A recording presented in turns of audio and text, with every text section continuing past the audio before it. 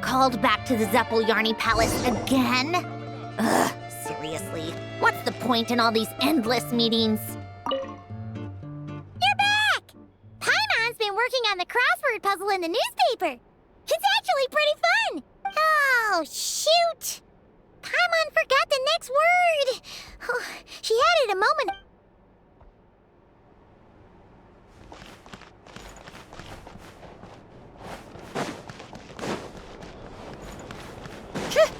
If there's anything you need, please let me know.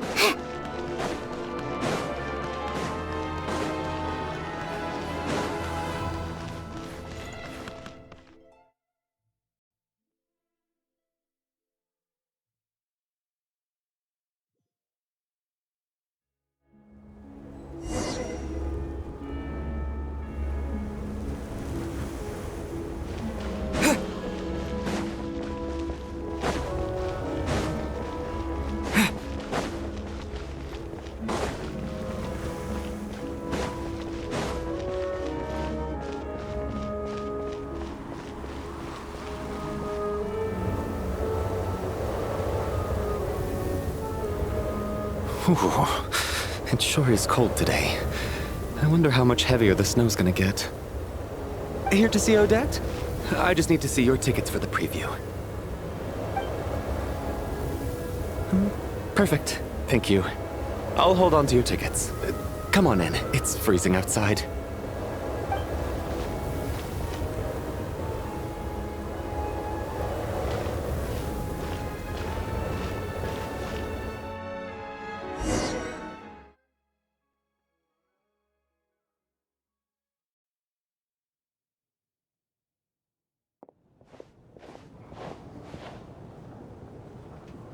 I think I'll leave the Lelic question until after the show's over. Then I'll go find Odette.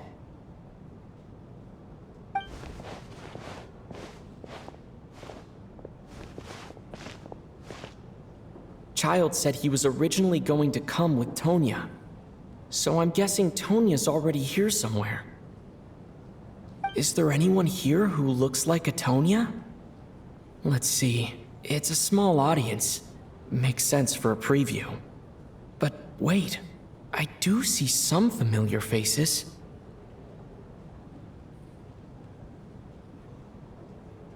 Mr. Chuganov's back again by the looks of it. Oh, and is that Mitya? And that Fatui officer, Valeri. Guess he must be playing cat and mouse with Mitya again. Oh no. It looks like the show's starting, and I still haven't found Tonya. Never mind. I'll just have to take a seat for now and see if I can catch her afterwards.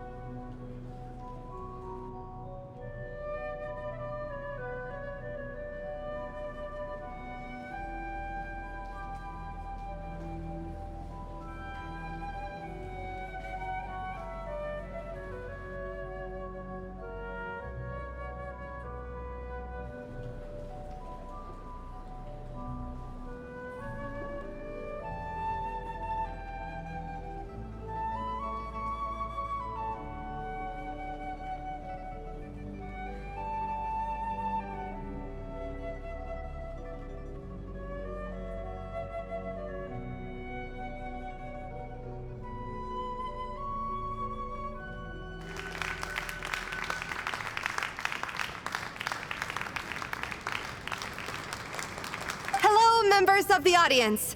I'm a staff member here at the theater. Today's performance was a very special one for us, as it marks the first attempt in a long time to revive the classic Snezhnayan ballet, Spirit Seeker. To commemorate this occasion, we would love to take a group photo of the cast, crew, and audience members present today. Could I kindly ask the audience to please come up onto the stage?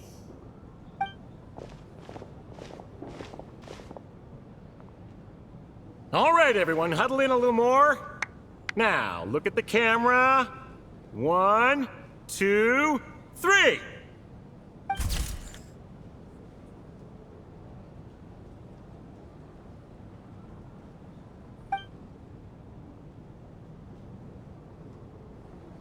Are you quite satisfied, Mr. Energy Scientist?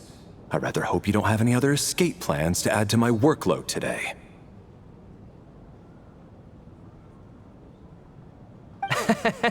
What are you talking about, Sarge? This was simply my way of inviting you to watch Miss Odette's new show with me. And wasn't the performance spectacular? In the future, I heartily encourage you to take a leaf out of my book. Find some soul-nourishing pastimes to enrich your time outside of work. It was indeed a fine performance, but I must correct you on one point. This is not time outside of work. These are working hours. Working hours and non-working hours are just a social construct. Human technology can never advance if we're too rigid in our thinking, Sarge.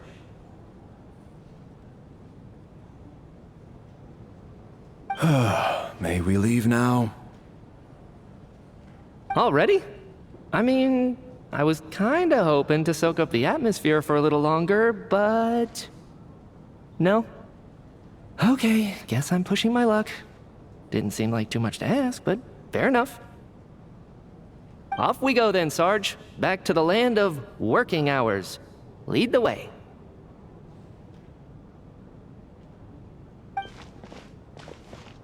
That has to be her. She's the only person in the audience around Tonya's age. Excuse me, are you Tonya? Huh? Your brother's busy today, so I took his ticket. Don't worry about him, he's fine. Oh, okay. Sorry for the trouble.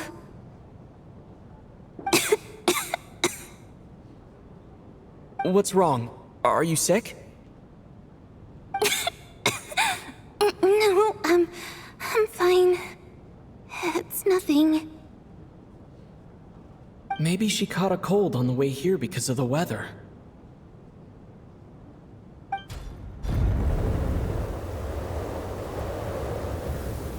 I haven't seen snow like this in a long, long time. It's most unusual. I know. It's completely white out there. You can barely see a thing. I've never seen such heavy snow in my life. Let's wait it out for now. You'd be lucky not to freeze to death in this weather, let alone find your way.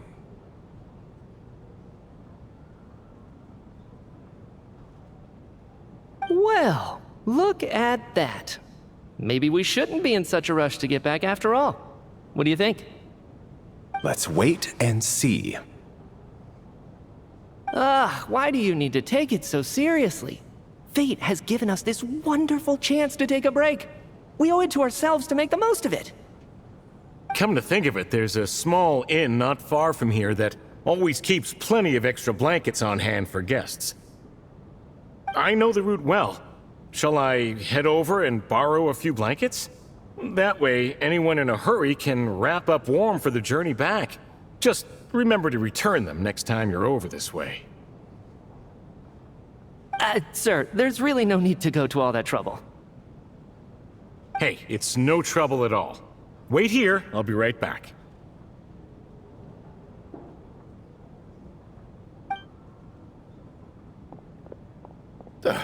What a kind gentleman. Very good. My wife and daughter are waiting for me at home, so I shall be heading back as soon as I get my blanket. So... Are you expecting us to go back to the Armory Palace wrapped in blankets too? Don't worry about that. I made arrangements in advance.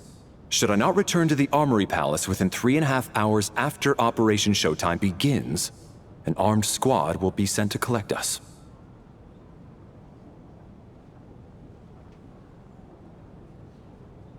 They will escort us back. You are one of our key military personnel, so any weather-related risks must be eliminated.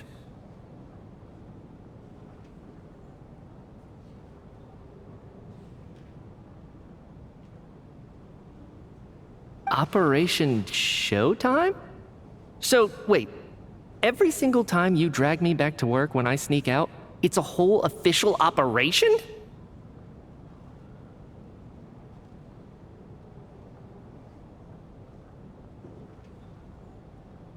I gotta say, you've really turned this into quite a moral dilemma for me. It's snowing pretty hard out there. I think you should stay here for now. You seem a little under the weather. Sure. My brother might come pick me up in a bit anyway. Time to get to work. I should head backstage and find Odette. I need to look her in the eye and ask her about Lelik.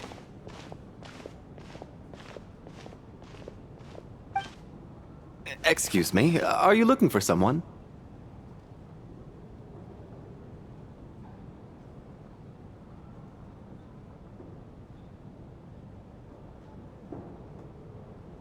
Ah, a fan, I'm guessing? Today is just a dress rehearsal, so Miss Odette won't be meeting with fans. She's taking a well-earned rest right now.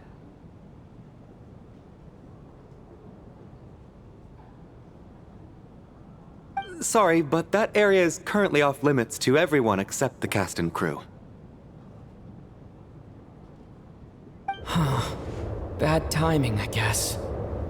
Well, I might as well stick around. I doubt Odette will be leaving before the snow lets up in any case.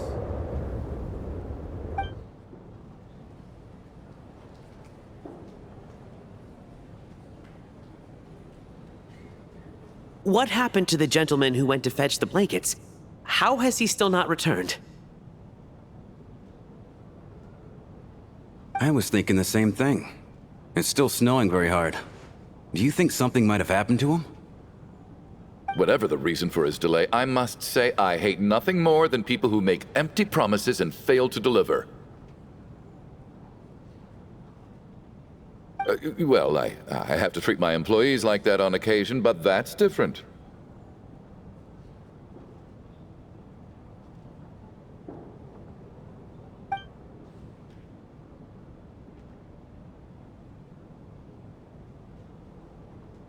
You seem anxious, Mr. Valeri.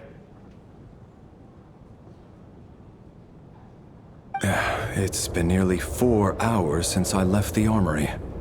The army should have arrived to extract us by now. They know how much I despise tardiness and disrupted plans. There's simply no reason that they shouldn't have shown up by now, barring exceptional circumstances. Surely a snowstorm like this one counts as such. Few things in this world can stop the Snezhnayan army, Mr. Mitya. And a snowstorm is certainly not one of them.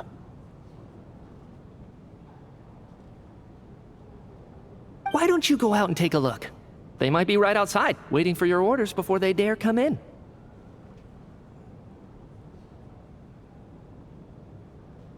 An absurd hypothesis. I have no intention of leaving your side for even a moment until I have escorted you back to the Armory Palace. This doesn't look like an ordinary snowstorm to me. That guy who left earlier, it looked like he just vanished into thin air. Either that, or my eyes were playing tricks on me. A man-eating snowstorm? Come on. Night hasn't even fallen yet. Spare us the ghost stories.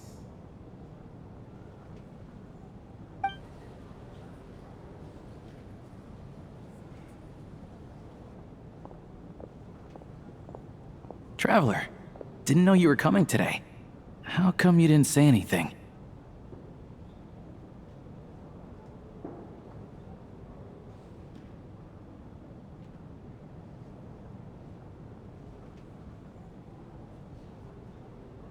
Oh, right. I assumed you were looking for me and Vodenitsa. Odette's still backstage. Whoa, that's quite a snowstorm out there. I've been working backstage this whole time, so I didn't even notice. No wonder the audience hasn't left yet. Is weather like this rare, even in Snezhnaya? Yeah, snow like this. I'm sure I've seen it out in the wild before, but never in the city. Actually, I take that back. I don't think I've seen snow this bad even in the wild. This is something else. It's not normal. If even Alosha thinks snow like this isn't normal, could it have anything to do with that monster people have been talking about? We can't stay cooped up here forever. Someone needs to go out and take a look.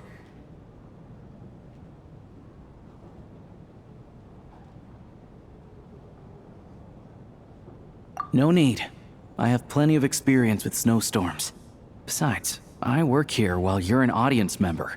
I should be the one to do it.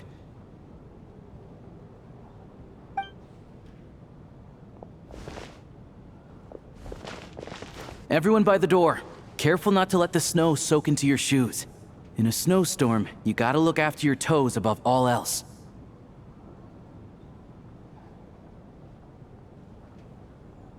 Heading out, my man? Be careful. I've been told the snowstorm eats people alive. Thanks for the advice. I am planning to be careful. I just want to take a quick look at the situation out there.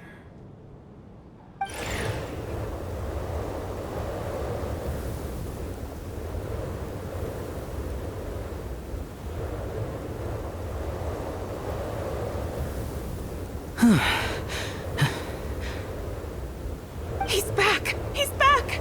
How was it? What's going on out there? Did you see any soldiers patrolling the area?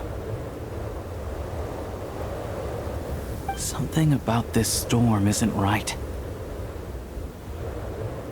There's no one out there. I didn't see a single soul. And something in the air gives me the creeps. This isn't your average snowstorm. I suspect it might be related to recent events in our nation. I strongly advise everyone to stay here until the snow dies down.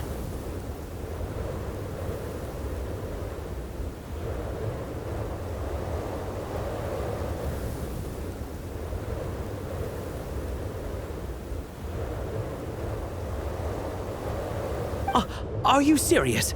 So all of us are trapped here now? That sounds a little far-fetched to me. You want to go outside and see? I, for one, am not risking my neck in that weather. This just turned from a minor delay into a major hassle. We can only hope that our friend who went to fetch the blankets just ditched us and went home. Is it really that bad? But my daughter, I won't be able to read her a bedtime story tonight. Huh? What are you all still doing here? Whoa! It's snowing hard!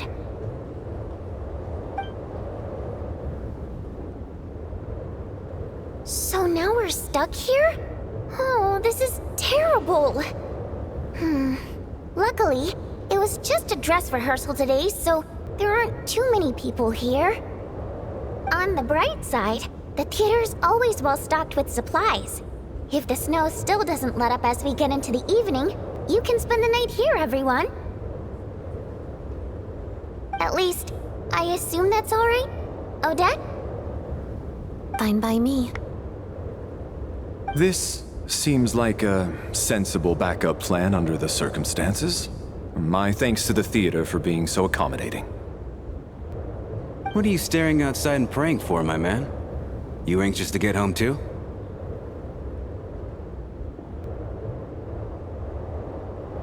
No, Your Majesty the Tsaritsa. I beg you, please do not let tonight's snowstorm stop.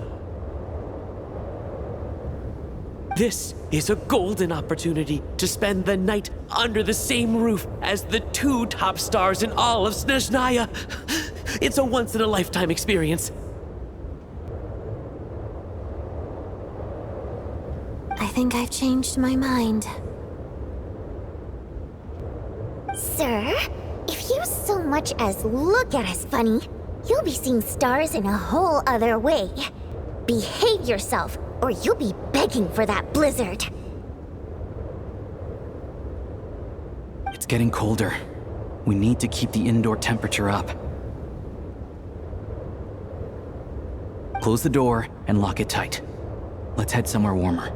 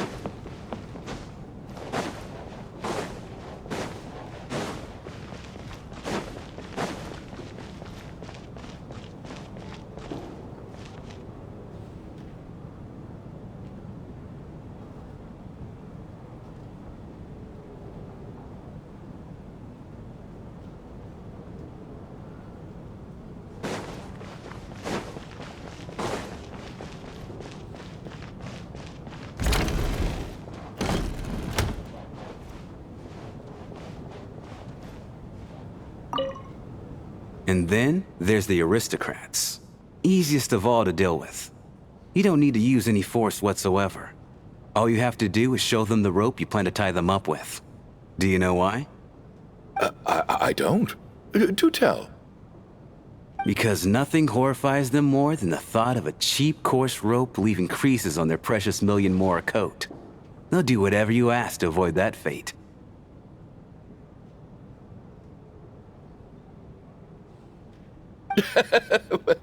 Unexpected, but funny nonetheless. Tell me another one. Well, look at that. I got myself a new listener. Hey there. Let me introduce myself. The name's Shram, and I'm a mercenary. The kind that gets paid to do odd jobs for rich folks. And I am Chuganov, an entrepreneur. If my name is unfamiliar to you, you will no doubt have heard of my factory, the renowned Iskra manufacturing plant.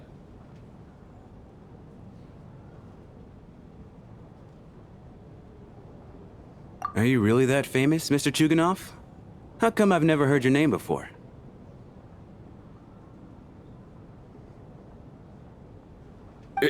Excuse me? Is that a joke? Or are you being serious? Oh, I'll have to ask my rope later. He's probably tied up more entrepreneurs than I've ever heard of.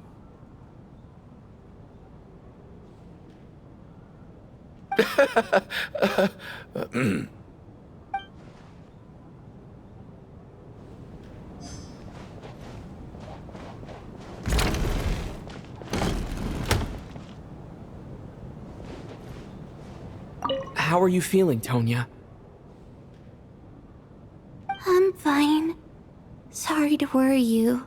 I'm used to it by this point. I take medicine for it. My brother usually helps to get it ready for me. Child must take great care of his sister. He's never mentioned Tonya's illness, though. You know, I actually find this whole thing kind of exciting. Stuck in a strange place thanks to a snowstorm, having to spend the night with a bunch of interesting characters. It's pretty cool, don't you think?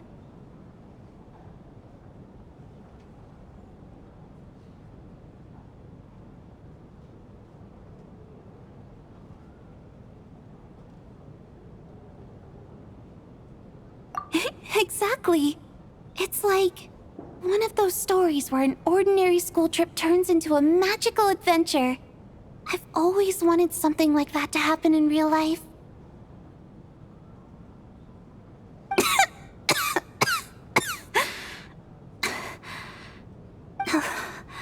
I'm fine, really.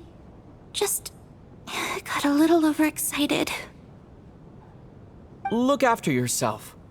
Otherwise, your brother will come after me.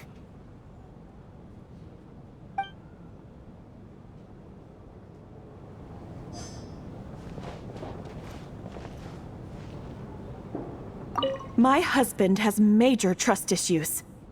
To him, I doubt even this snowstorm is a good enough excuse for me to stay out all night. That's the price of marrying into wealth. You'll get used to it. I'm not about to stop you if you want to leave, but don't drag me along.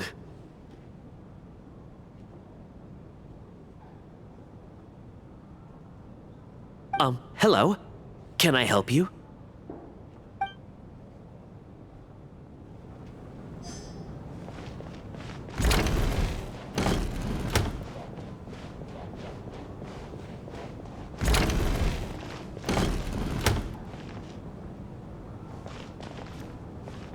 This is highly irregular. A delay of over an hour during an operation like this theoretically warrants a Harbinger-level response. I wonder what the issue is. The storm, or something else. Sarge, the day you learn to let go and just enjoy moments like this is the day you'll finally understand the meaning of life. Why, hello, sir. I believe you were the one sitting at a nearby table back at Podvorye Restaurant? Any friend of the theater's star performers is a friend of mine. It's a pleasure to meet you. I'm Mitya from the Energy Commission.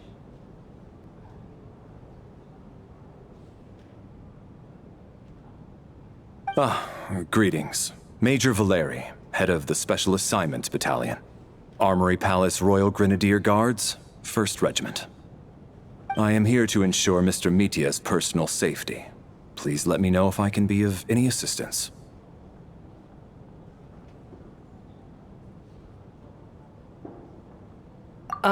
Mr. Traveler, I cannot help but notice that Miss Odette is stealing glances at me. Any idea what that could be about?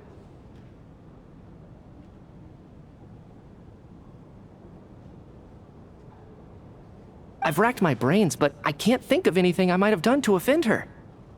Perhaps she noticed me spacing out during her performance?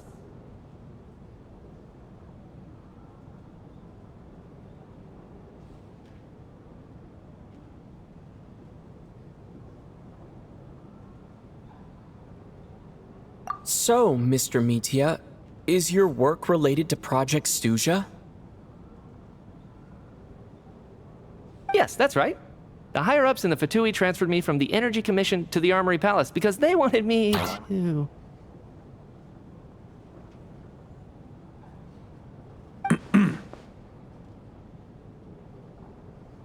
Really? I can't even talk about that? Pretty sure it counts as part of my private life.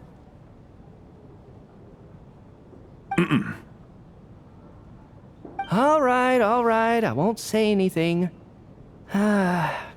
Sorry, traveler. As you can see, I'm afraid this pleasant chat will have to end here.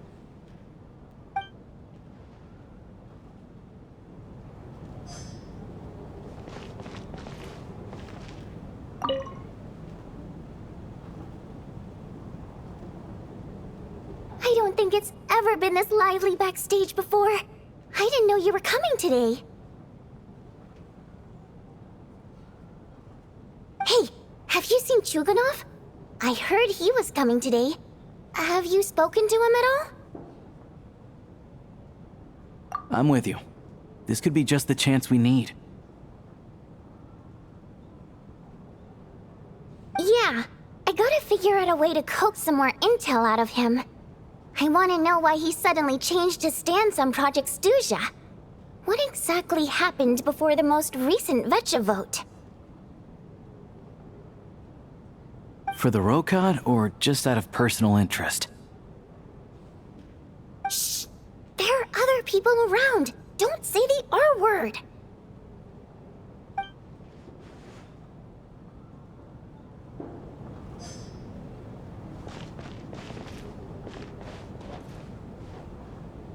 I have to say, even though today was a rehearsal and there were some hiccups along the way, Miss Odette's performance was one of the best I've ever seen, even compared to an actual show. Oh, I couldn't agree more, especially considering the weight of the subject matter. It takes a truly seasoned professional to do justice to a theme like love and regret.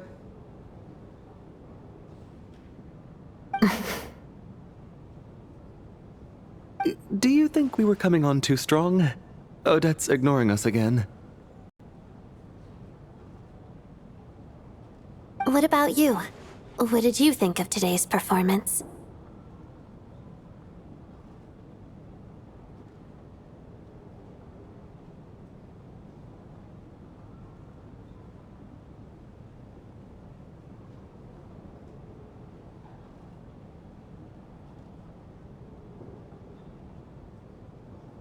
Oh my, that's very flattering of you. Thank you. I'll make sure to save a ticket for you when the show's performance ready.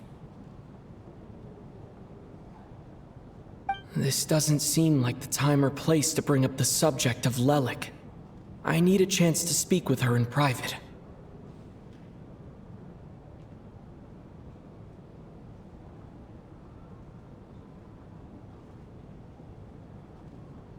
So unfair. Talk about double standards. And now it looks like I've been spotted.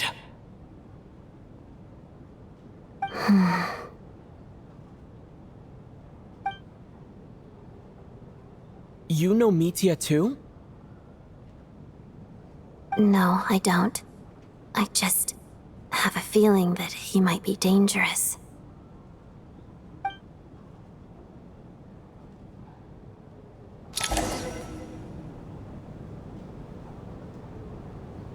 How's it looking, Alosha?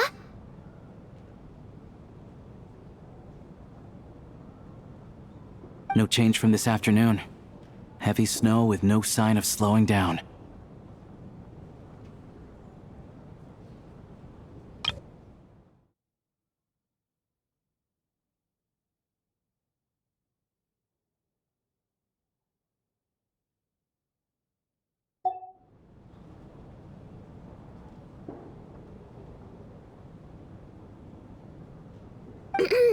May I have your attention, please?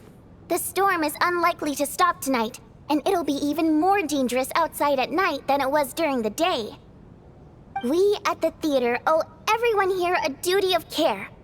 Therefore, we strongly suggest that you stay on site overnight and avoid going outside unless absolutely necessary.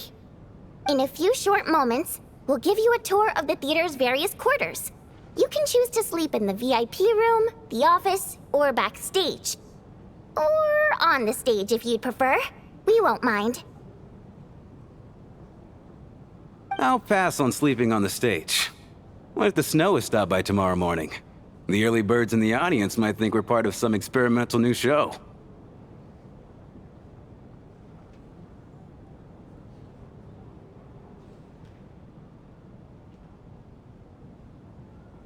A drama about sleeping? That could be fun. Maybe we could come up with a title for the production.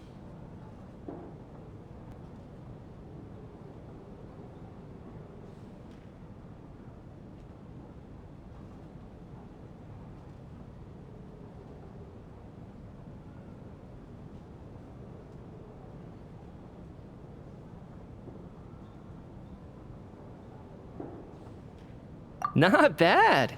Clear selling point, at least. Could be a big hit. Anyone who doesn't wish to sleep on the stage, please follow me. I'll show you to the rooms.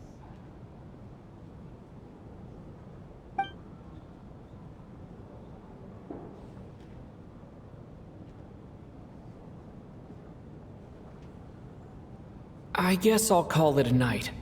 Though I feel like I won't sleep very well without Paimon here.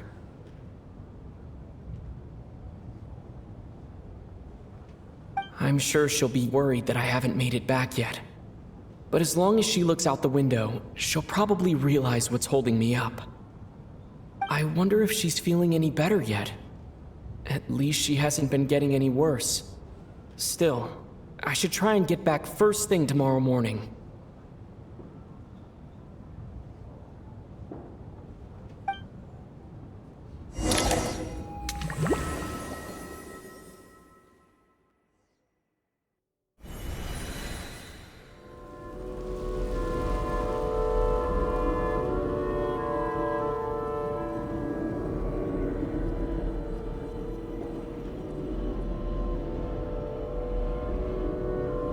Ah, finally. Welcome back to the world of the living, lazy bones. I was about to wake you. The black mist is almost on us.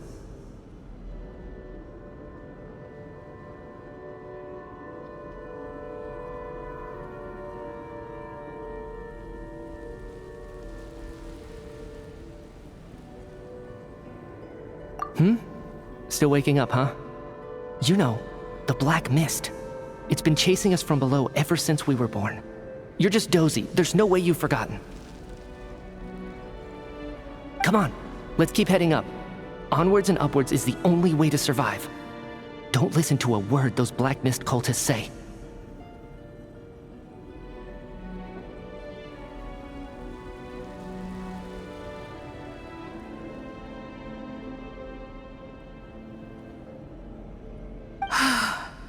Here we go again.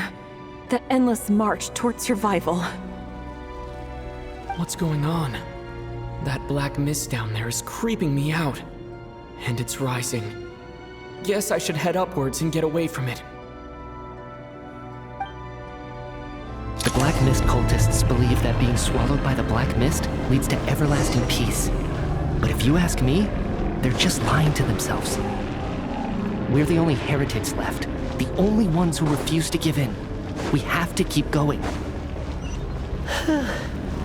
But how do you actually know that they're wrong? Dangerous question there, Torgov. The moment your faith wavers, you start a chain reaction that ends in the collapse of your will. Put the question out of your mind. Stay strong and believe that the black mist means certain death. Okay, but it's not my mind that's the problem. My body's about to give up on me. I can't do this anymore. I've had enough of being forever on the run. What's the point of it all? All this will pass eventually, I promise. Keep fighting. It will be worth it. You accuse the Black Mist cultists of being liars. But you're lying too. There is no end to this path. It keeps going up forever. There was never any hope to begin with. The cult of the Black Mist has poisoned your mind, Sobolova. Are you thinking of giving up as well?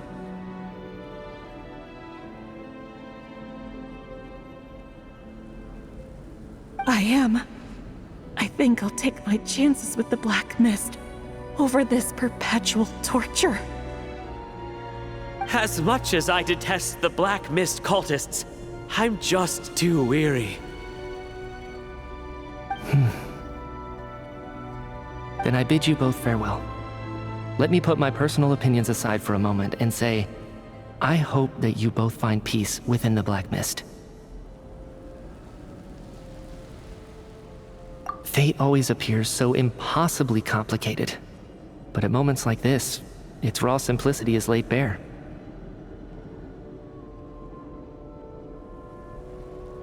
Their fate was sealed from the instant they entertained doubt. From then on, the outcome was both inevitable and irreversible. Let's go.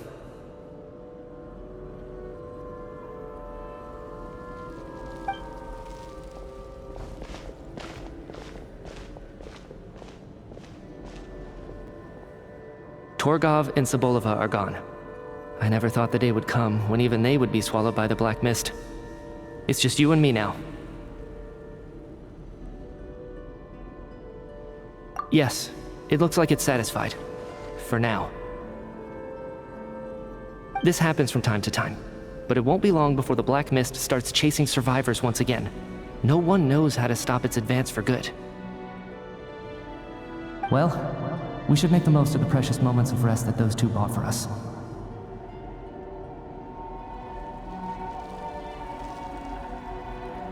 Huh?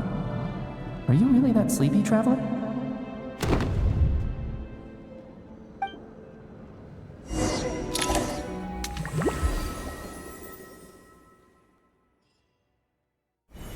Ah!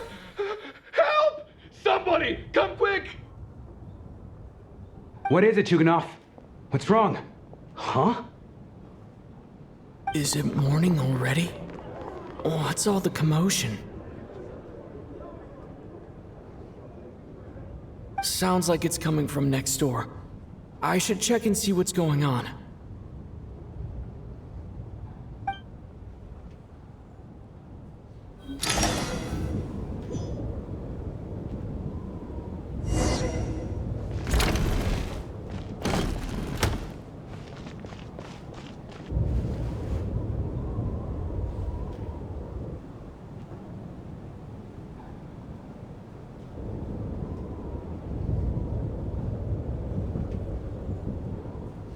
Don't look, Miss Tonya. Stay here. Okay. What happened to them?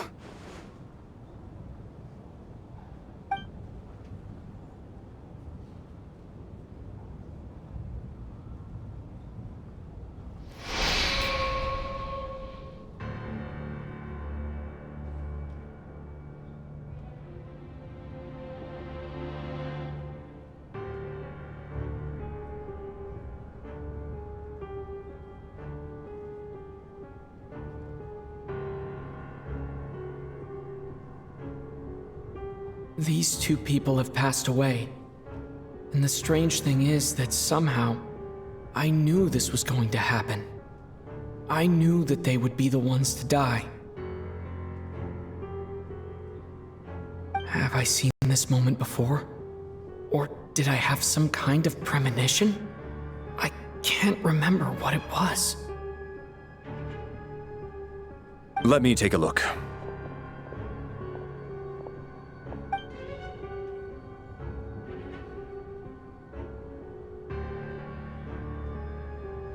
No vital signs in either of them. They're dead. The cause of death, however, remains unclear. No wounds on the bodies, no signs of a struggle, and no skin discoloration caused by the buildup of toxins. But just last night, they were chatting and joking away. This is so sudden. Could they have had pre-existing medical conditions? Even then, the odds of them both dying of sudden complications on the same night are extremely low. It's hard to believe that they died of natural causes, nor does this appear to be a suicide.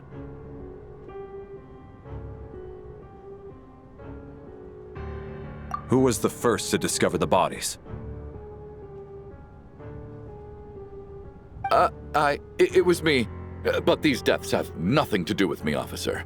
I got up early because I wanted to see if the snow had stopped. Then I noticed that the door to this room was open, and it looked like there was a man and woman inside. I just went over to see what was going on. I had no idea they were... I can corroborate this. I was doing my morning exercises near the stage. When I saw Mr. Chukhanov heading this way, I followed him. I can also confirm that I didn't see a single person approach that room before him. The snowstorm was raging all night, and it's still going now. There's no way someone could have come in from outside, correct?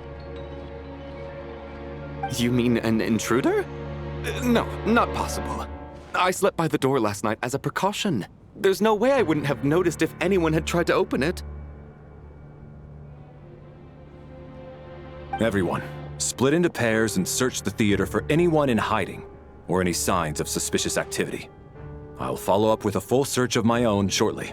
Go. There is no time to waste.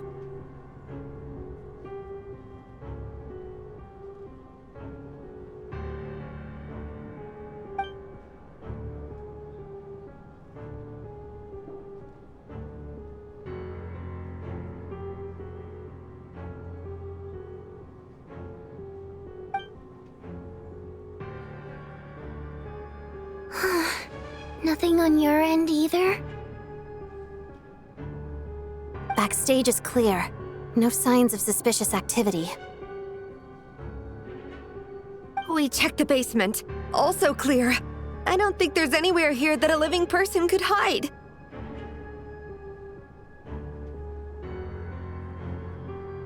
Are we certain that the theater doesn't have a back door? Or any tunnel or passageway wide enough for a person to fit through?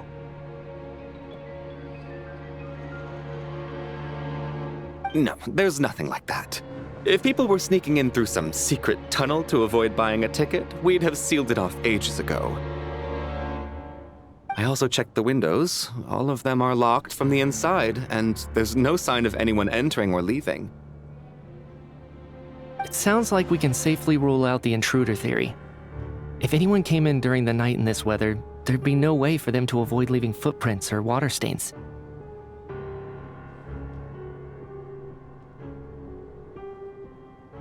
This can only mean one thing. It's like one of those murder mysteries you see in novels and plays, isn't it? The ones where the killer is one of us.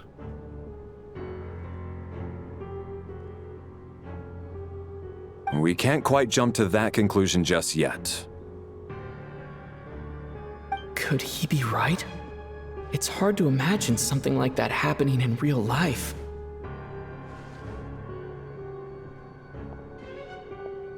Set in a theater during a snowstorm, a murder takes place, and the killer is among us. It's such a classic trope that it seems unbelievable. Looking at who the killer targeted, and the clean entry and exit,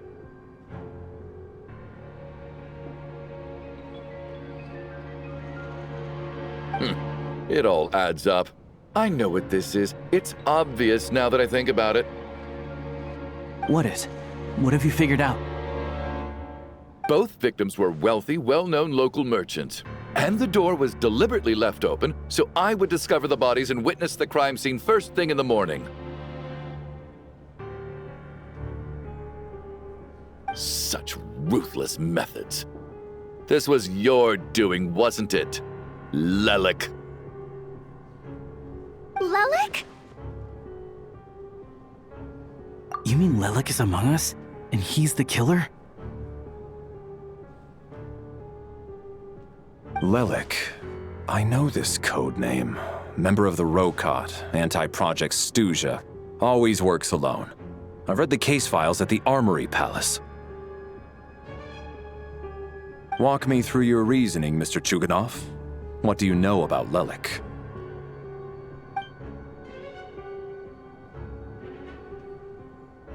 What now, huh? What now, Lelik? What more do you want from me? I already voted against Project Stuja at the Snezhno Grad Vecha.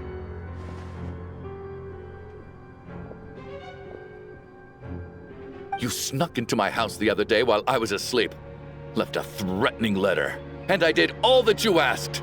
But Project Stuja cannot be so easily shaken. Not with the rooster in charge.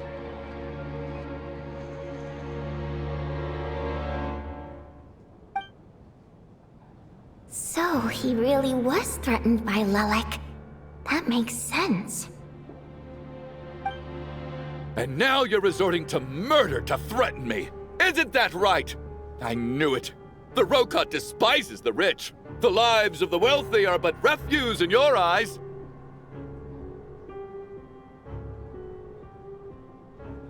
Show yourself! Which one of you is Lelek, Tell me! I'll do whatever you want! Just stop playing these mind games!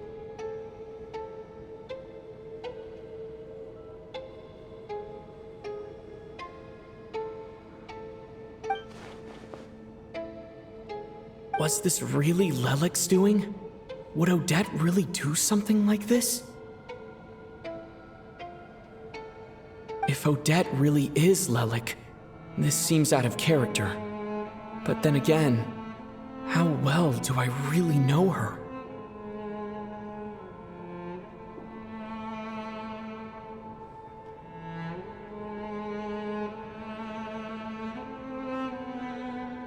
I'm probably the only one here with a compelling theory about Lelek's true identity. But if I reveal it now, I'll be putting Odette in the line of fire. What should I do? I don't think it's likely that Lelek killed anyone. At least from the stories I've heard, he's never killed anyone before. And his name has never come up in connection with any murder cases.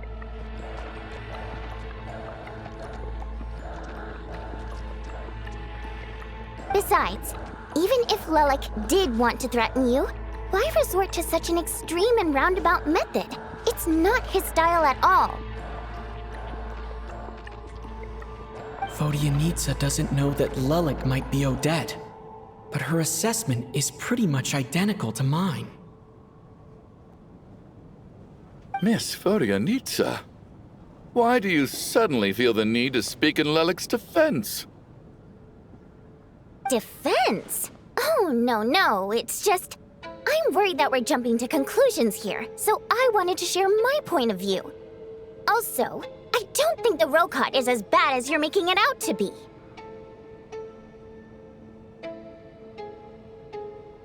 Well, if you think I'm so wrong, what's your theory then, Why don't you tell us who the killer is? The case is still evolving, Mr. Chuganov. Please do not prevent others from expressing their opinions so early on in the discussion.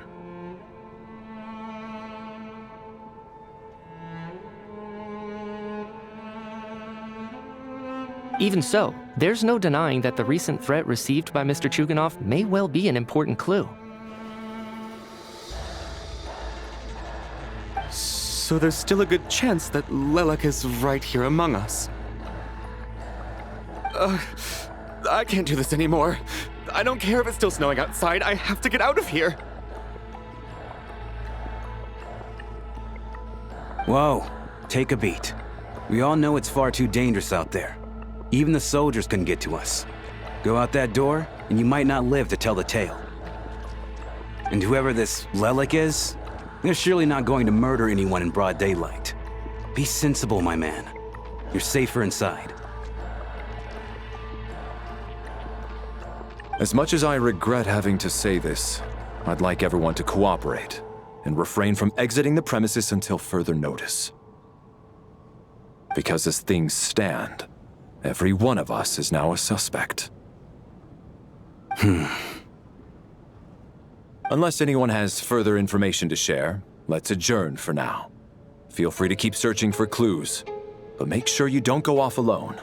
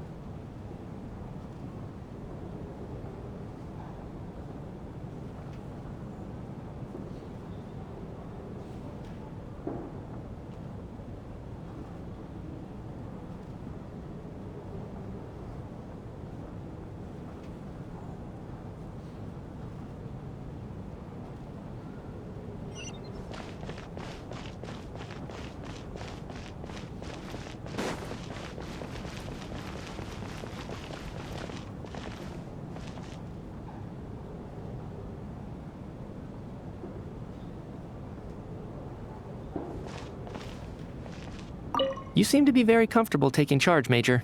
You took the reins as soon as things went south.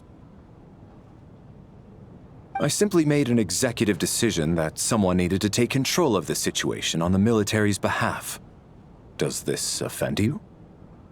No, quite the opposite. We feel much safer for it. By the way, what does Major mean exactly? Is it a pretty high rank?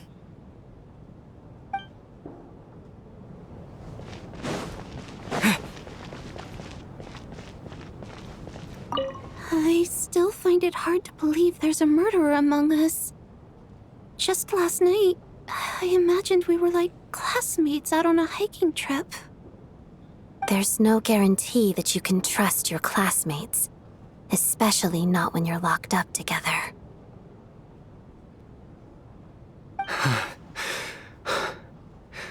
Why did they do this?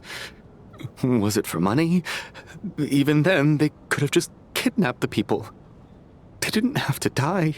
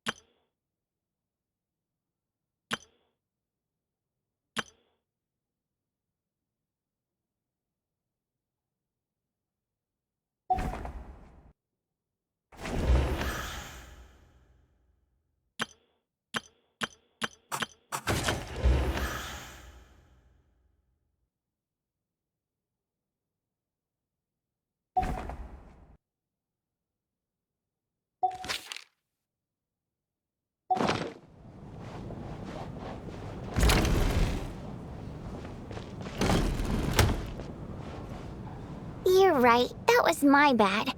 It was a knee-jerk reaction. I didn't think it through. Luckily, no one suspected my identity. Oh, phew. It's just you. I thought someone was eavesdropping. Since Vodyanitsa and I were on the same page earlier, I think I should share my thoughts with the Rokot members first.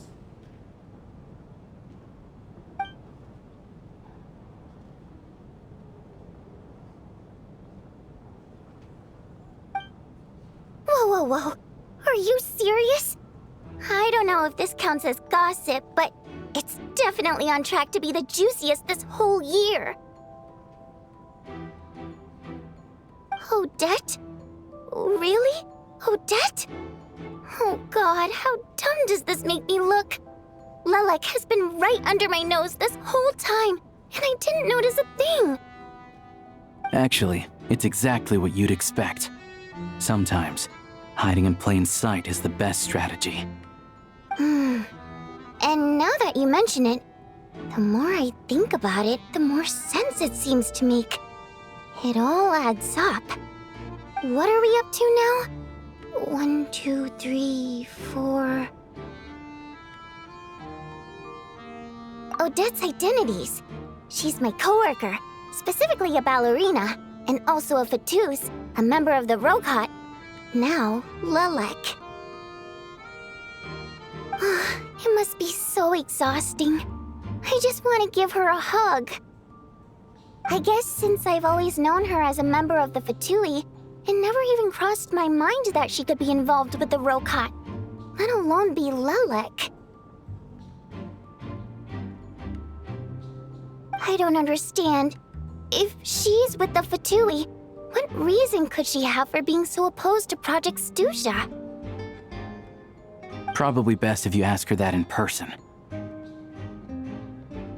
Well, since you waited until now to bring this up instead of announcing it to everyone earlier, does that mean we're all on the same page here?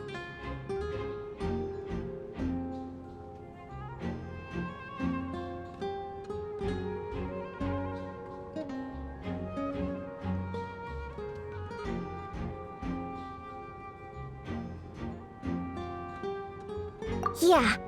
Lilac may not follow orders from the Rokot leadership, but as far as I'm concerned, she's never crossed the line. If anything, her actions benefit the poor.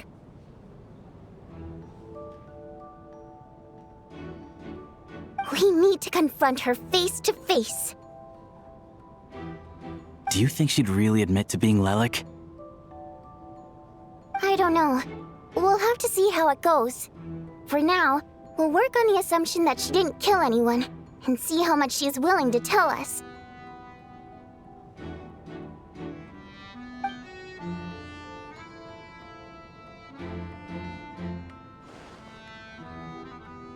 Now's our chance. Odette's alone. Let's go. Hey, Odette. What is it, you guys? Shh. Keep your voice down. We need to talk. So, you're Lilac, aren't you?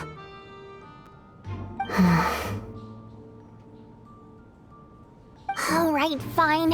You don't have to say anything or explain yourself. Just hear me out first. None of us believes you'd kill innocent people. Whoever murdered those 2 people last night, it wasn't you. The Traveler was the first to figure out your identity, but he kept quiet during the discussion just now. Still, it's clear where the group consensus is heading. Everyone believes Lilac is the culprit. If your identity is exposed, you'll be in a really bad spot.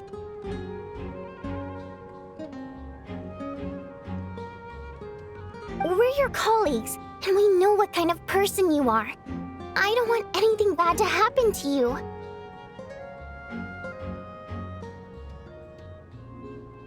So, can you clue us in? Tell us everything. The more we know, the more easily we'll be able to cover for you.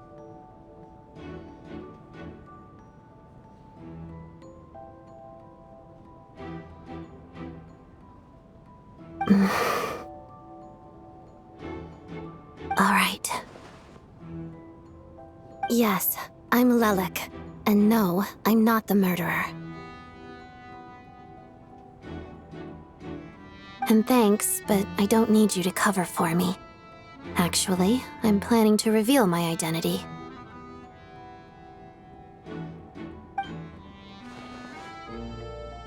Huh?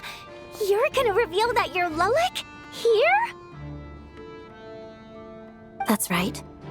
I'll admit I was surprised at first when Chuganov guessed that I was here. It was just a lucky guess, but it caught me off guard.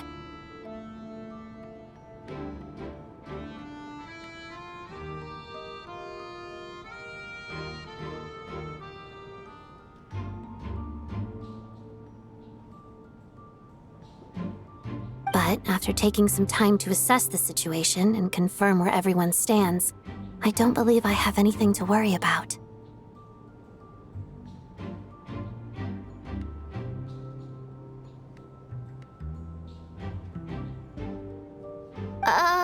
Are you sure you don't need a second opinion? Given the circumstances. Mr. Valeri! What?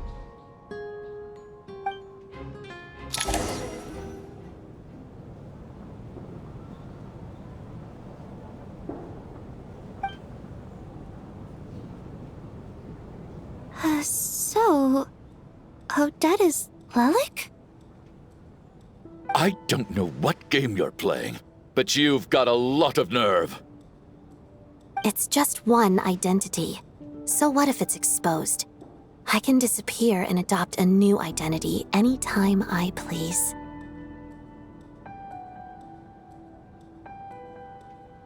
I made my peace with this when I chose to become Lilac. But more importantly, I promise I am not the murderer, which means that someone else is. So, if anyone still insists that I did this, you'd best produce the evidence now. Otherwise, I suggest that you bite your tongue. Because if you really believe I killed 2 people without making a sound or leaving a trace, pointing fingers at me would surely only make you my next target.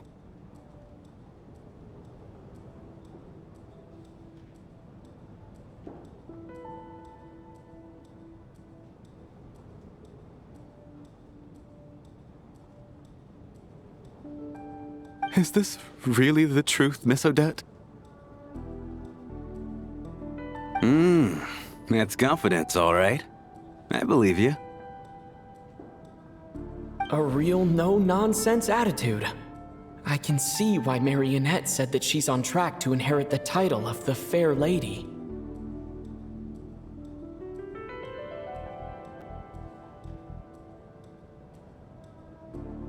Are you seriously buying this? Hey, officer! She just admitted to being Lelik. Aren't you going to do something about this? I do have one question, Miss Odette. Why have you chosen this moment to come forward and reveal your identity? If I didn't say anything, everyone would be focusing all their efforts on finding Lelik.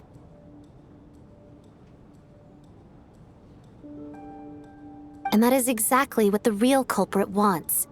I don't want to be the scapegoat who lets the murderer get away with this crime.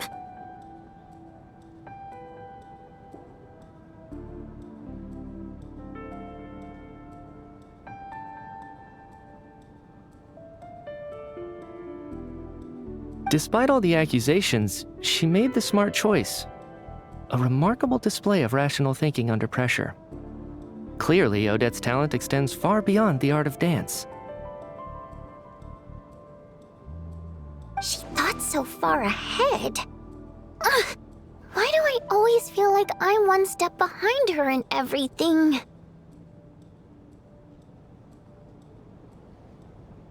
You've convinced me. Dealing with the murder case remains the top priority right now. Let's put the name Lelik and all related incidents aside until further notice.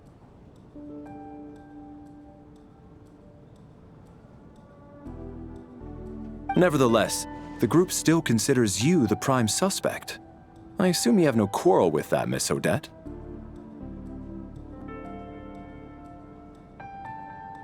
I understand. You're welcome to keep an eye on me around the clock. I have no objections.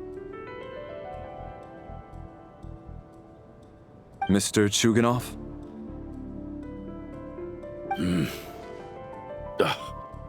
For my wife and daughter's sake, I'll let you off the hook for now.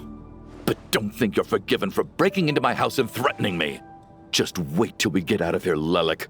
We'll settle the score then.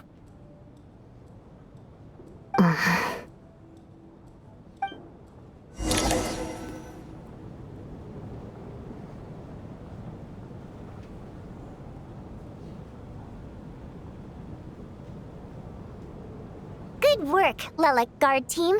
And Lelik, too. Here, have some hot water.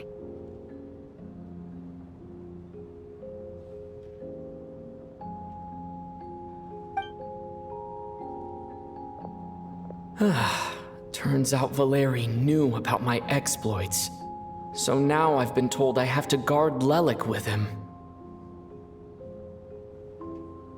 Shouldn't you be facing my way if you're guarding me? At the moment, it looks more like you're my bodyguards. If the true culprit is indeed still at large, as you have claimed, we must keep our guard up against them also. Don't worry, Tonya. We'll get through this. Once the snow stops, the officials will step in. The investigation will get easier, and then we'll be safe.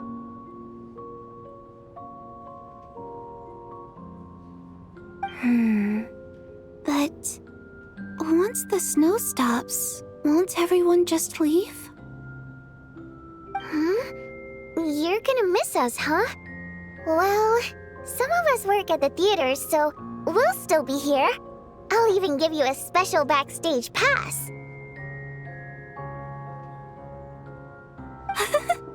Really, Miss Vodyanitsa? That's awesome! You've made a fan for life. Aw, you're so cute, Tonya.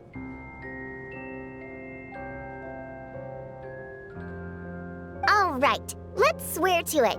I promise to give you the pass, and you promise to never change your mind about being my fan.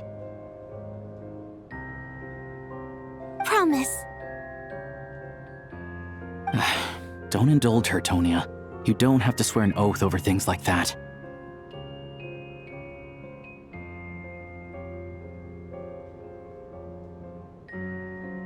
You really do get carried away sometimes, don't you, Miss Vodyanitsa?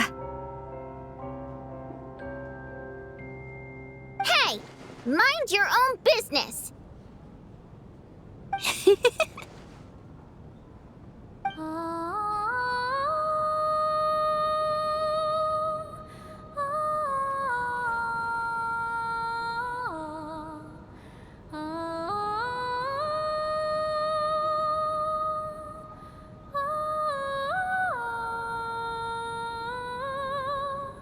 Don't be nervous, Miss Water Imp.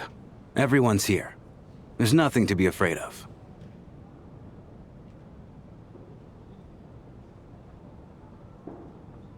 Excuse me? Do I look nervous? Don't be ridiculous. Hmm? No. You sound nervous, lass.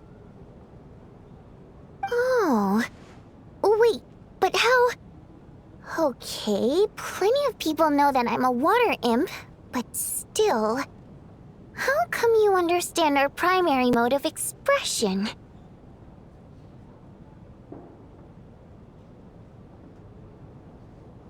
Primary mode of expression. I've not come across that concept before. Do enlighten me, Vodyanitsa.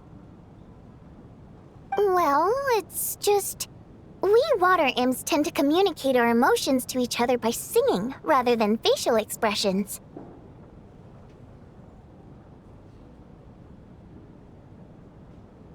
The emotions we convey through song take precedence over our facial expressions. So, we think of it as our primary mode of expression.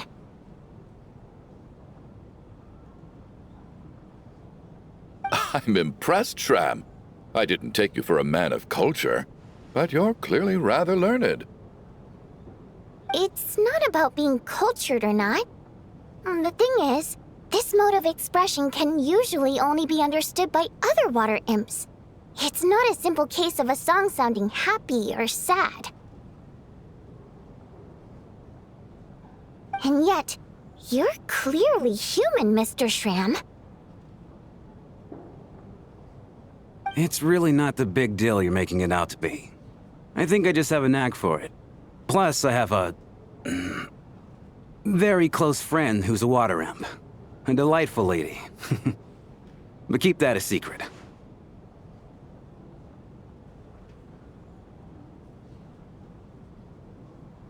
Anyway, we spent so much time together that before I knew it, I noticed I could understand her expressions. Oh, I guess that makes sense. Still, the fact that you have a water imp friend is even more surprising. I'd better watch what I'm singing when I'm around you from now on. Hey, what are you implying? You're not secretly insulting the audience in your songs, are you? Heavens! Why would I do a thing like that?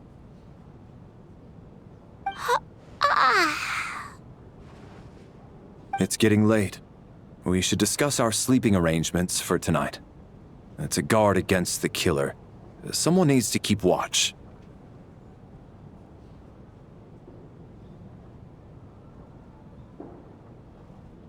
I suggest that we don't sleep in separate quarters tonight. It will be safer if we all stayed together.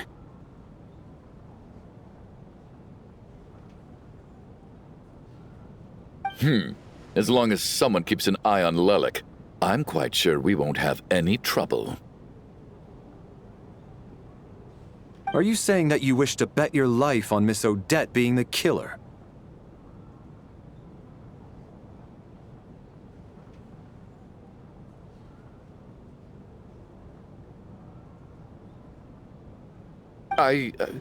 Nonsense. Of course not. Then I propose the following arrangement for tonight. The Traveler, Odette, and I will form the Night Watch. We'll sleep in shifts, but 2 of us must be awake at any given time.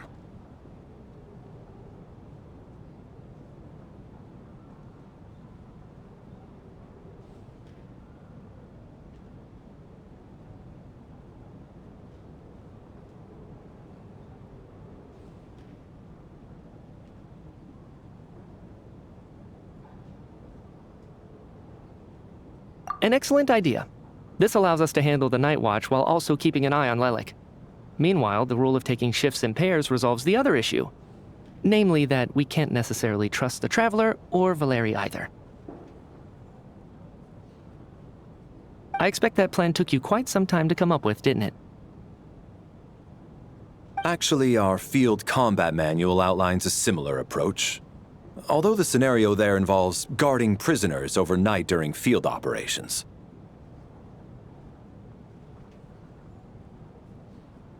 That being said, I must clarify that I harbor no disrespect towards you personally, Miss Odette. In fact, Lelik's numerous covert operations make fine textbook examples for military agents. I care less about respect and more about the fact that you just robbed me of 2/3 of my sleep tonight.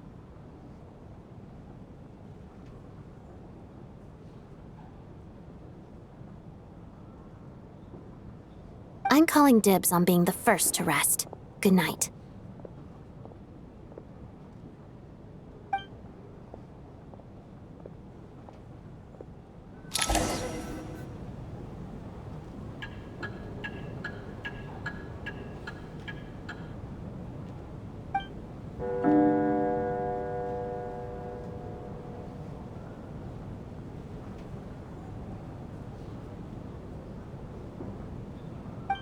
It's almost time.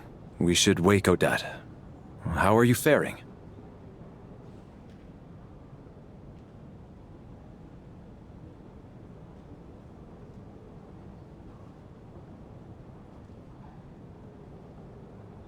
Oh, not going to argue with that. I'll take a quick nap.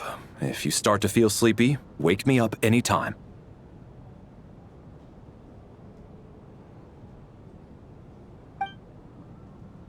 It's finally time for Odette and I to share the Night Watch. I should wake her up.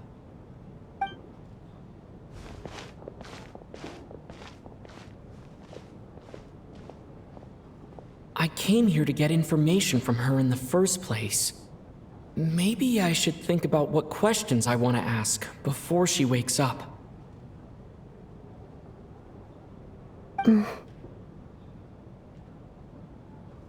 How long are you gonna keep staring at me?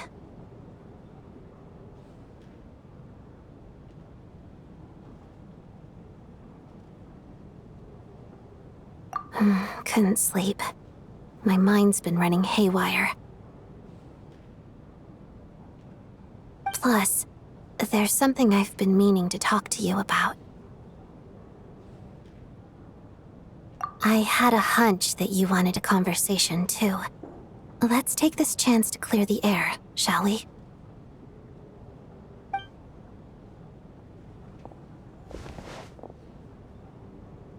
I just had a simple question for you, really. It's, Rosaline, in her final moments, did she have any last words or anything?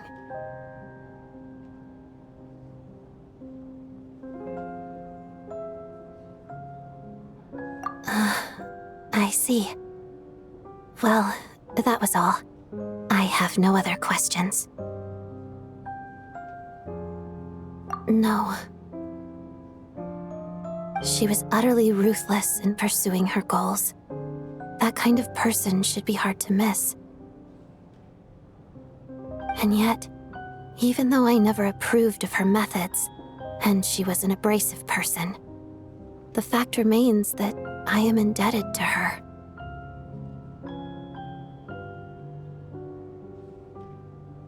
Oh, she told you. I guess that makes sense. I think she and Rosaline were on pretty good terms.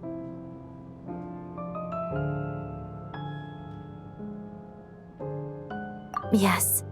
Rosaline wasn't the kind to gossip about this sort of thing. Not that it's any huge secret to me, though. When I was a child, I had to join the Fatui for the sake of my mother and me. I trained under Rosaline. It was extremely grueling, and it didn't exactly come naturally to me. All I could do was try to ignore the biting cold and practice. I was a newcomer who'd managed to make a good first impression on a harbinger. There was pressure to live up to her expectations, to be worthy of the fair lady's reputation. Every day was a struggle against the cold, pain, and fatigue. And most nights, I struggled to fall asleep. After enduring all that, I've become almost immune to the sensation of pain. I suppose that was the cost of survival.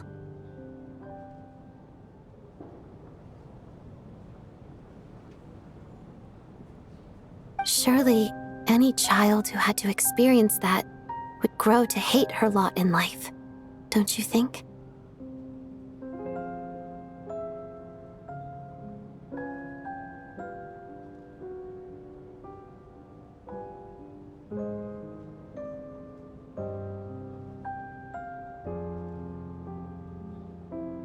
So, I put an equal amount of effort into my ballet. Because in my young mind, that was the only way to defy my fate.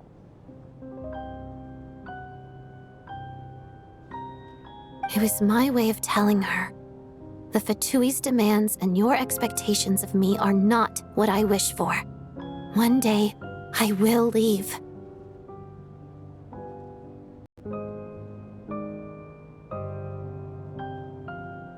I think she probably blamed my poor performance in training on my passion for ballet.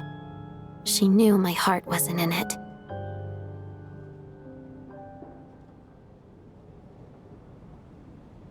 One time, when I was secretly practicing a dance at night, she suddenly showed up. I knew she was there to catch me red-handed. I told her, "You don't deserve to watch the dance I learned from my mother." She looked stunned. I guess she was surprised that I lashed out first, before she had the chance.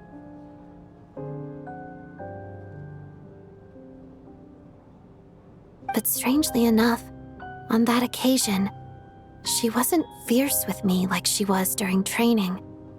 Instead, she fell silent for a moment, and then left. After that, she never interfered with my dancing or asked me how it was going. She never came to watch me dance again either. Not even once. She was. But even now, whenever I take out this core Ignis, I can't help but think of that night, of the look on her face.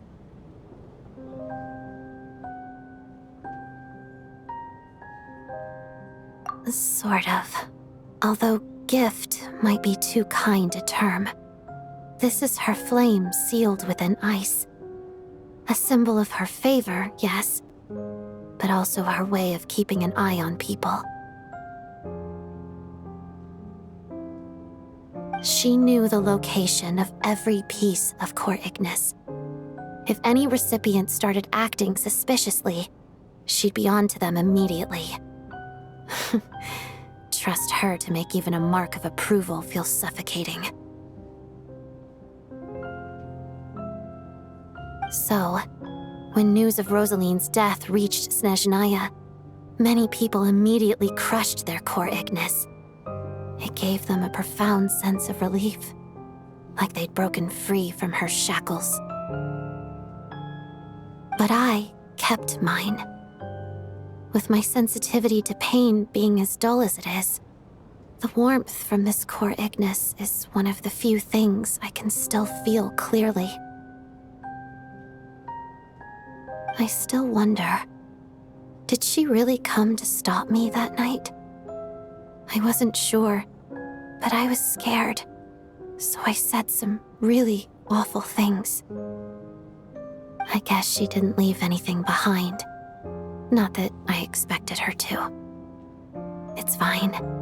It's just a bit of a shame that we couldn't settle our differences before the end.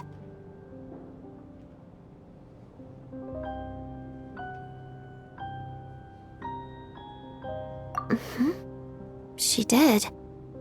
Are you sure she was talking about this event?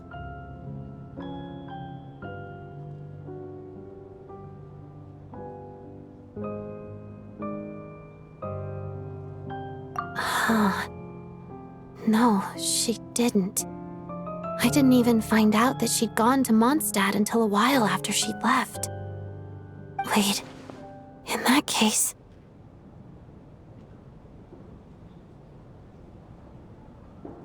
Okay, I will.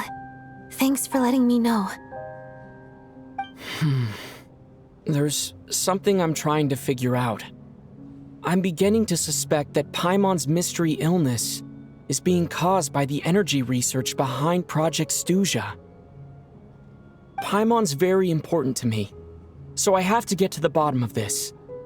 I figured that since you're Lelik, you might know something about all this.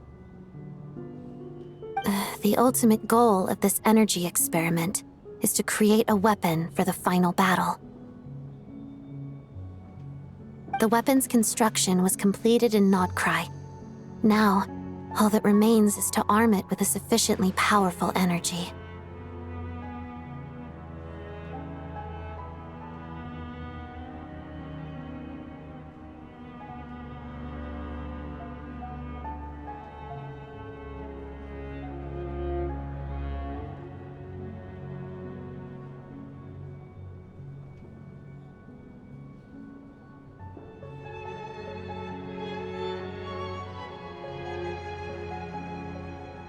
Yes.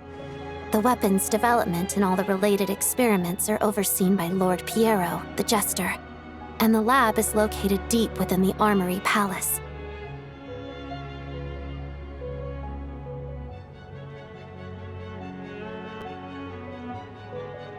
I'm not sure why this experiment would be making Paimon feel unwell, though. The best way to get to the bottom of it would be to go there in person.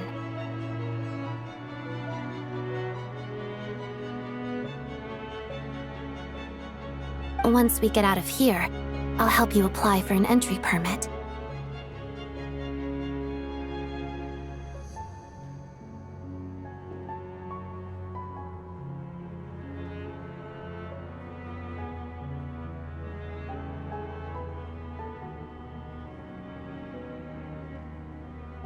And I'm hardly the organization's proudest member, as you know. You answered my question about Rosaline. I want to do you a favor in return. It's that simple.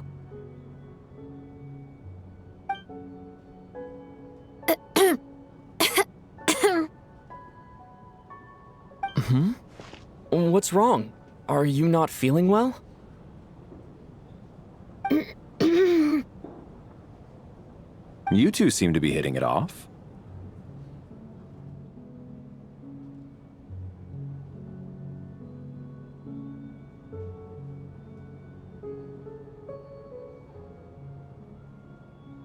I thought you were sleeping. Of course I was. In the military, one learns to fall asleep quickly, even in the most inhospitable environments. It's vital to staying alert and energized. Why? Is something wrong?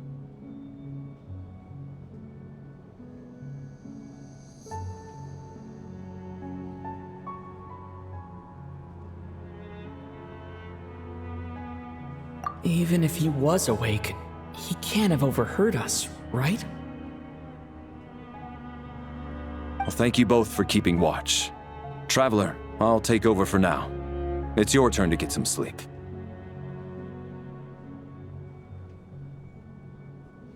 Sure.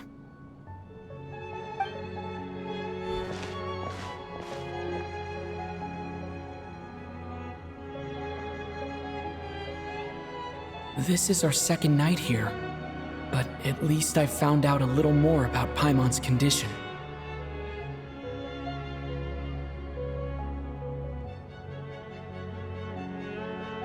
I hope she's been sleeping well the past couple of days.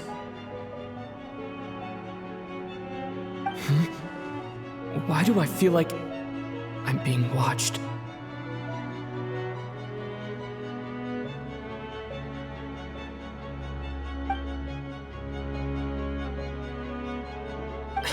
Seriously? Is this payback for when I stared at her earlier? But I thought she was asleep.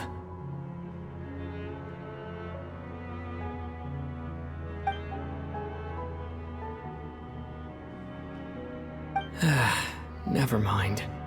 I'd better try and get some sleep myself.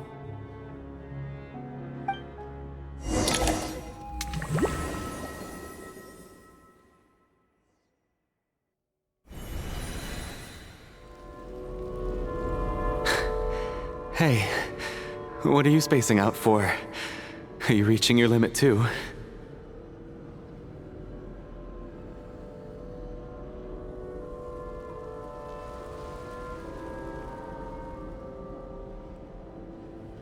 How long have we been walking for? Do you remember?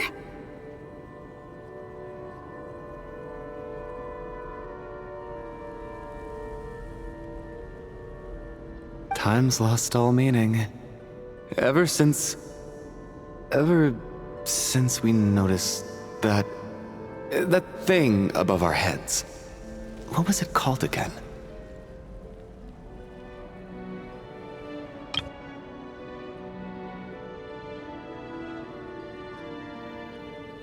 A star key? Or key star? Anyway, the person who named it was swallowed by the black mist.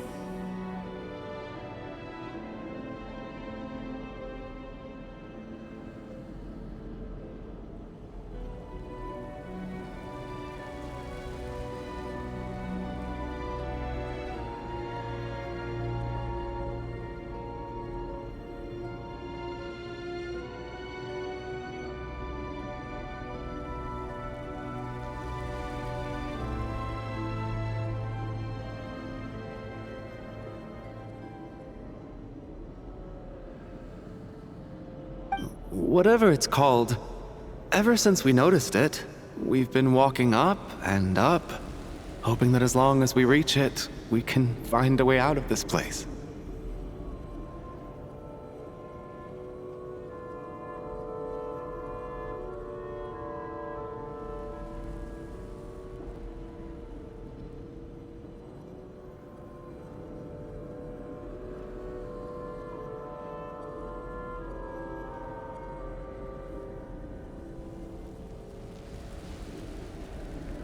But it seems like no matter how far we walk, we never get any closer. Well, we've come this far. You never know. Maybe we're almost there? Come on, enough moping. Let's go. The black mist is catching up.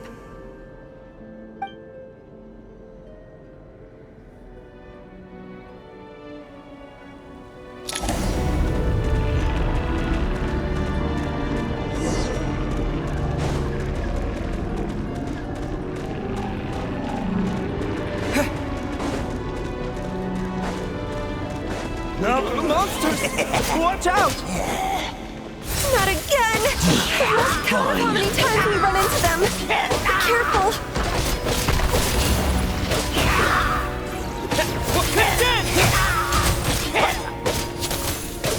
Hey, tough guy!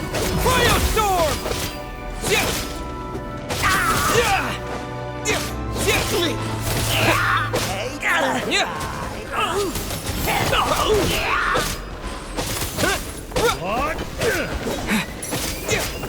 And Kate!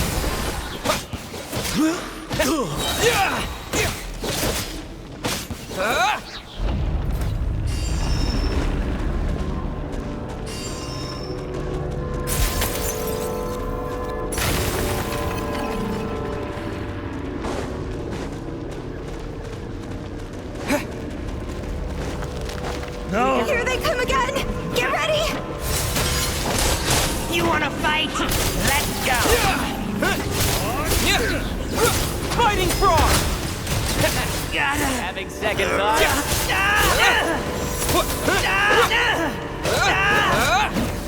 And Kate! Gotta.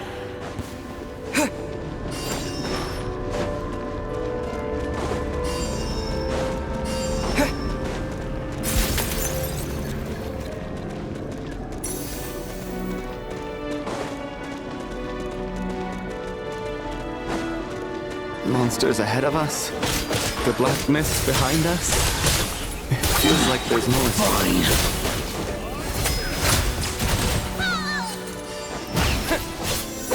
Incoming! Here!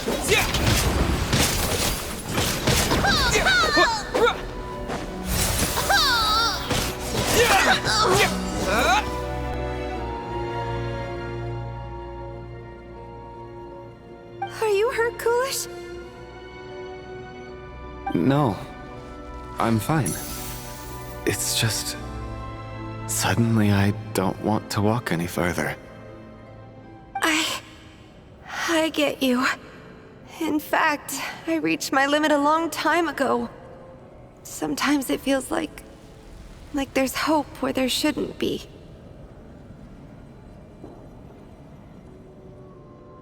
Yeah. The hope that the star gives us is the only thing keeping us going. But I'm not sure it's real at all. It may just be a collective illusion.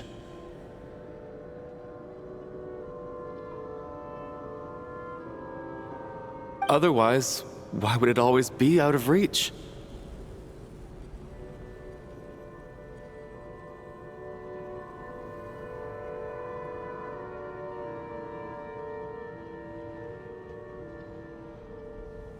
We know you mean well, but you're only saying that to try and encourage us to keep going, aren't you?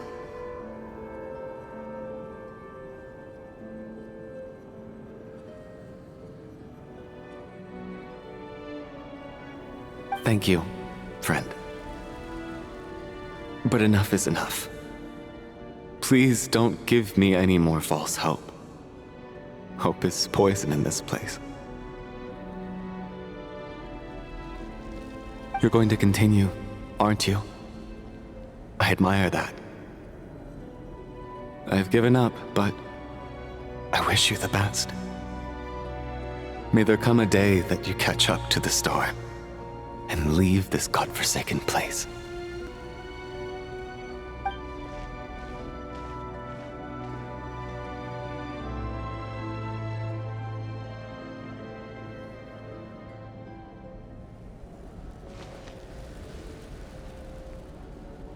It's not an illusion. We really are getting closer to the star.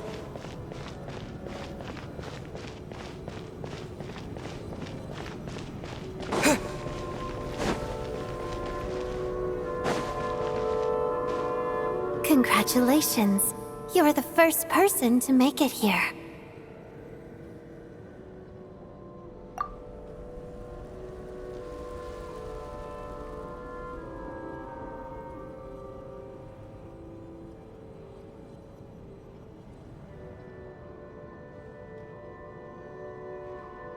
I'm the star's envoy. The black mist has stopped rising. Its hunger is satisfied for now, having devoured your two companions.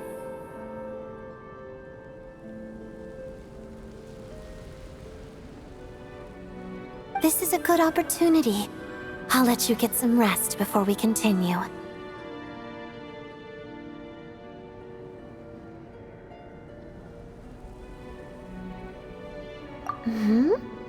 What do you mean, leave? The star represents the starting point. It's the waypoint for the beginning.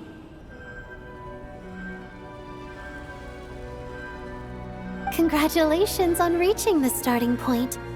Once you are ready, we will head out and walk upwards. I will be right by your side the whole way.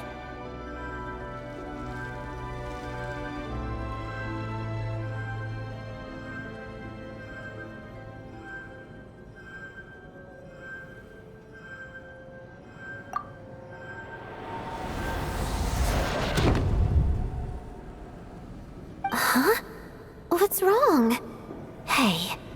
don't give up before the journey's even begun.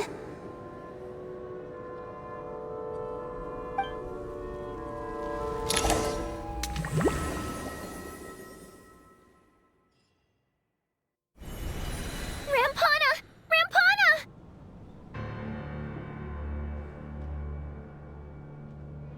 Is that Vodyanitsa's voice?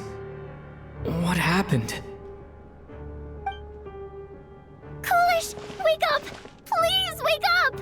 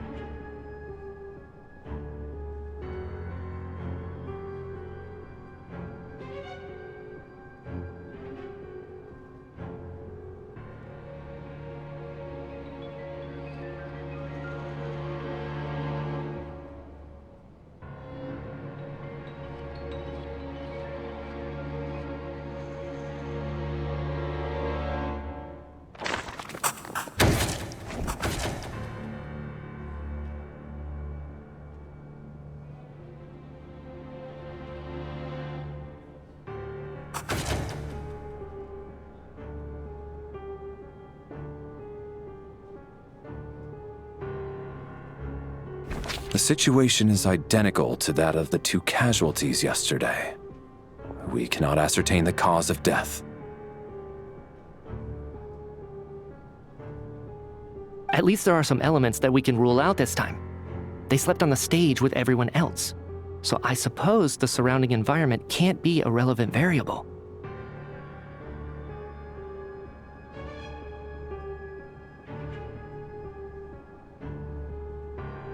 Rampana. Coolish. Weren't some of us keeping watch last night? 3 of us, in fact.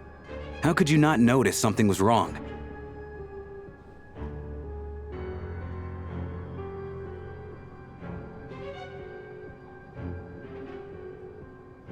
I'm as confused as you are.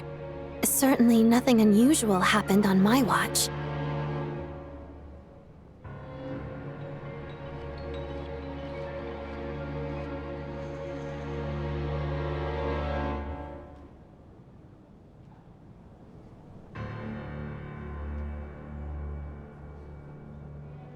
Likewise, and from what I've observed so far, both Miss Odette and the Traveler can be trusted.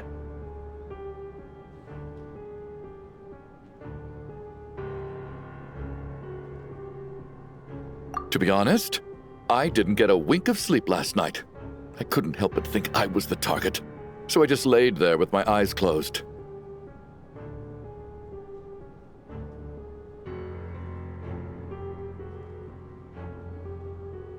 I heard the Traveler and Lelik chatting, but otherwise I don't recall hearing any commotion during the night.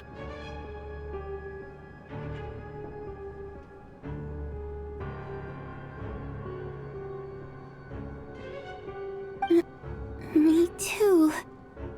I didn't want to wake everyone up, so I was concentrating hard, trying not to cough. I hardly slept at all.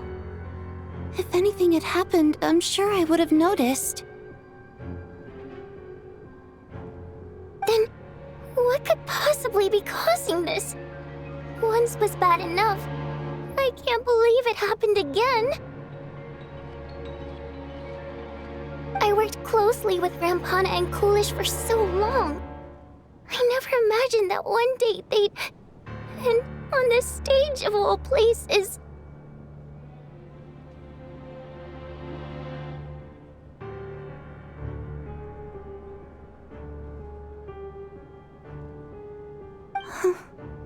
Vodyanitsa. 4 victims in just 2 days, and we still don't have a single lead. I need to get to the bottom of this as soon as possible. And above all, keep Tonya safe. I'd never be able to look Child in the eye again otherwise.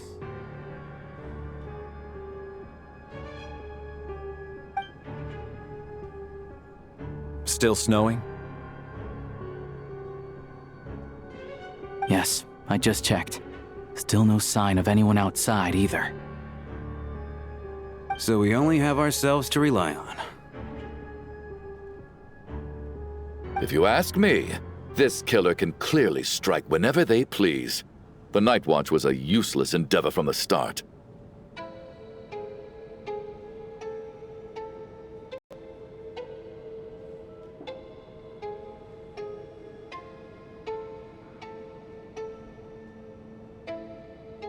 Lelik must be an expert in poisoning. Clearly she used some poison that can't be detected on the corpse.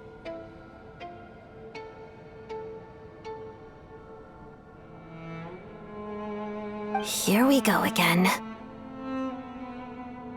Listen, I was already thinking to myself last night, was Lelik's reason for revealing her identity the real story? Well, now I have my answer. It most certainly was not.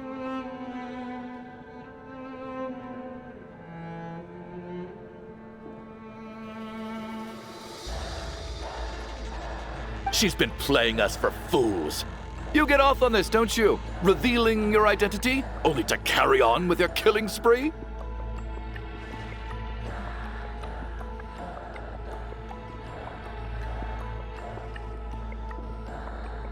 That's a hideous thought.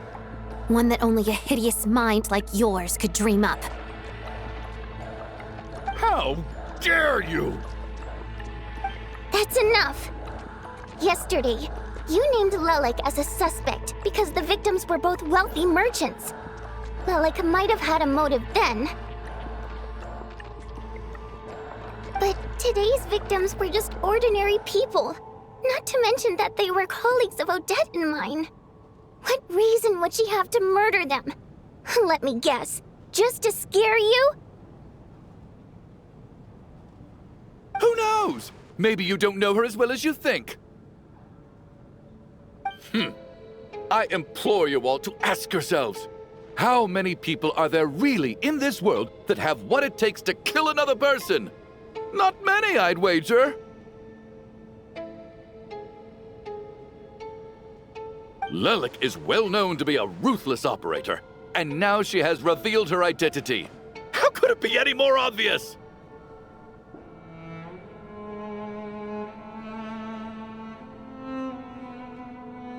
Everything you've said so far is still just conjecture, which doesn't constitute a concrete lead.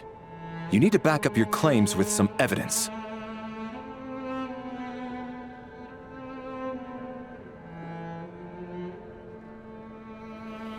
How can you defend her, officer?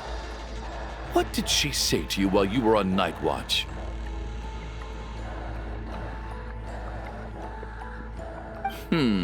Maybe I shouldn't be so surprised. You military types are always colluding with criminals to target the rich.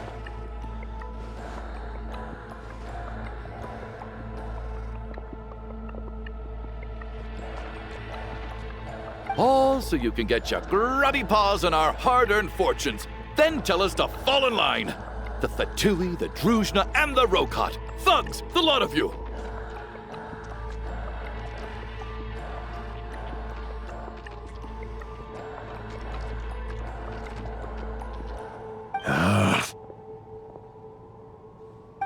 Don't you dare!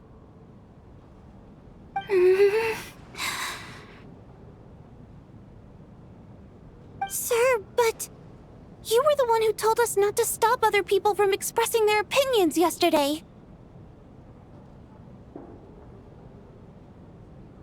4 people have already died. Only yesterday I was chatting with Mr. Coolish. Then we woke up in the morning and he's... Turning against one another is the last thing we should be doing right now.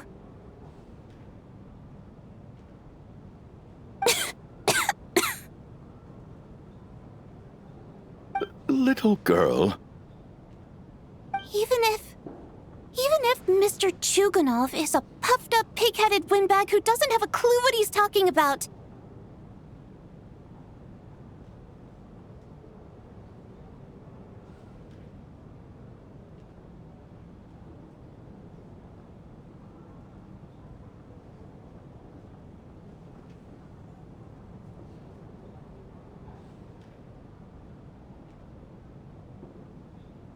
He's still one of the victims here, isn't he?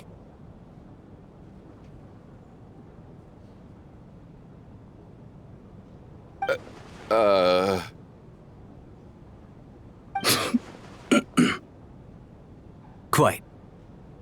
I had no intention of resorting to violence. But you're right, Miss Tonya. I ought not prevent him from speaking his mind. In any case, I believe Mr. Chuganov has calmed down a little now. We may resume our discussion.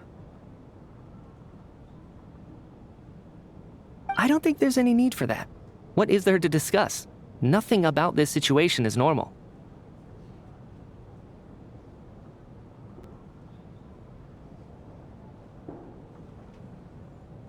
Did you have an idea, Mitya?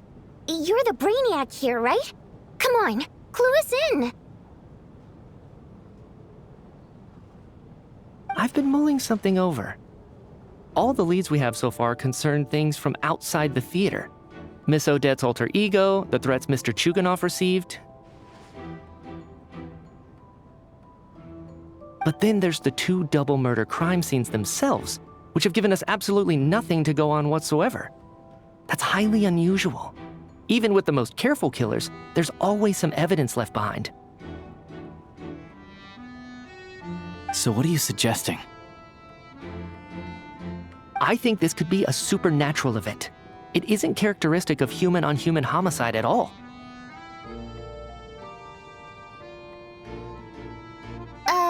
Correct me if I'm wrong, but aren't you supposed to be a scientist? That doesn't sound like a conclusion someone like you is supposed to make.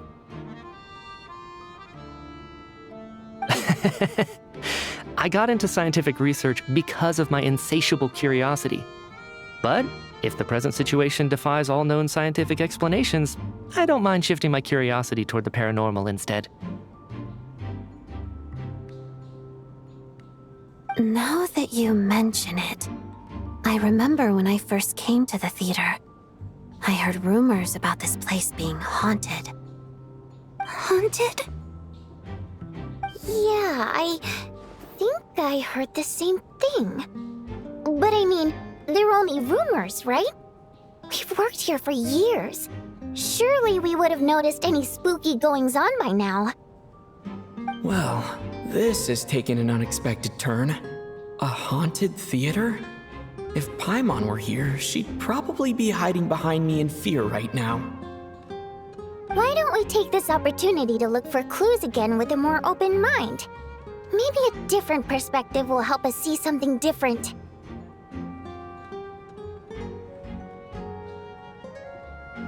Very well.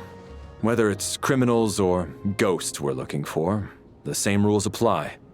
Everyone needs to tread carefully. I'll move the bodies into the same room for now.